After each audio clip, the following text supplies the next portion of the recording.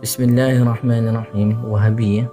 Bila sentuh bab Wahabi ni dia satu firqah yang mana tak ada pendirian. Kita nak cakap dia ni firqah apa pun susah juga. Tapi dari segi akidah, banyak kita nampak mereka ni cenderung ke arah mujassimah, tajsim ataupun musyabbihah, tashbih. Adapun dari segi mazhab fiqh pun kita tak tahu dia ni bawa mazhab apa. Sebab macam tadi kita tahu dia orang yang satu firqah yang tidak ada ketetapan. Kita nak cakap dia Syafi'i pun tidak, nak cakap dia Hambali pun tidak, Maliki pun tidak. Tak tahu nak cakap apa. Kalau macam Ibn Taymiyah, walaupun dia bawa akidah tajsim, tapi kita tahu mazhab dia Hambali. Ibn Qayyim Al-Jauzi kita tahu lagi mazhab dia Hambali. Tapi yang Wahabi ni kita tak tahu. Hatta Muhammad bin Abdul Wahhab pun bila orang tanya dia dari segi mazhab dia Hambali. Tapi yang ini tak tahu mazhab dia apa dia. Kadang-kadang dia orang klaim juga. Dia orang klaim tak ada. Kami ahli sunnah wal jamaah. Dan 4 mazhab tu betul. Jadi kami amal kalau salah satu daripada 4 mazhab ni. Sebenarnya bila kita lihat mereka ni mazhab dia senang kita kata mazhab nafsu lah senang. Sebab apa? Sebab kalau dia nak kata dia amalkan mazhab Syafi'i, orang Syafi'i, Imam Syafi'i sendiri pun tak mengaku mazhab dia macam tu.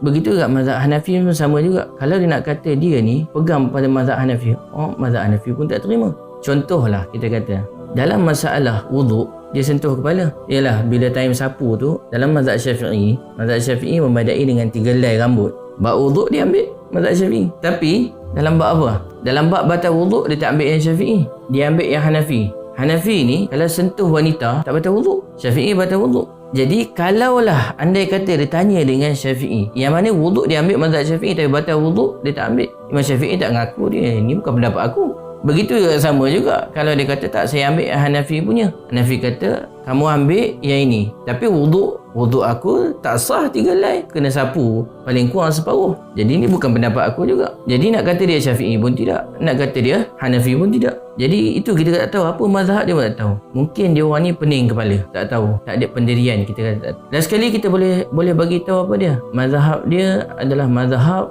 bagaimana cara nak memecah belahkan umat. Itu saja mazhab yang kita boleh sebut. Kenapa? Bila orang amalkan ni, dia bawa dalil ni. Bila orang yang amalkan ni, dia bawa dalilnya. Kadang-kadang dia bagi juga alasan. Dia kata dalam mazhab Syafi'i kita kat Malaysia, kadang-kadang kita pinjam je mazhab lain. Contoh masalah zakat. Zakat dia kata apa? Imam Syafi'i punya masalah zakat. Kalau nak keluar, kena keluar makanan asasi. Tapi sekarang ni orang keluar duit. Ini mazhab Hanafi. Kita kata ya. Kaedah kita. Pertama Al-Quran.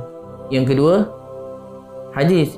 Yang ketiga ijma', yang keempat qiyas. Jadi memang kita ambil daripada Al-Quran dan hadis, tapi penentunya kat sini ijma'. Bila ijma' tu datang, bila ada pertembungan maka ijma' datang. Mana kita nak buat keputusan? Begitu juga bila ada masalah yang tak boleh kita nak amal, maka ijma' datang. Itu kita nak buat keputusan. Jadi bila kita lihat dekat sini, keputusan yang dibuat dalam Malaysia yang ditukar daripada zakat, yang mana zakat fitrah sepatutnya beri makanan asasi, kita tukarkan kepada apa dia? Tukarkan kepada duit. Ini telah ijma'. Maknanya ulama majlis fatwa adalah ijma', kemudian diorang keluarkan satu fatwa. Jadi ijma' ni dia ada kesepakatan. Yang masalah yang orang Wahabi ni, dia bukan apa peduli dengan ijma'. Dia hanya satu saja, saya rasa saya betul, saya ambil pendapat ni, lepas tu saya ambil lagi pendapat ni. Dan sekali rojak.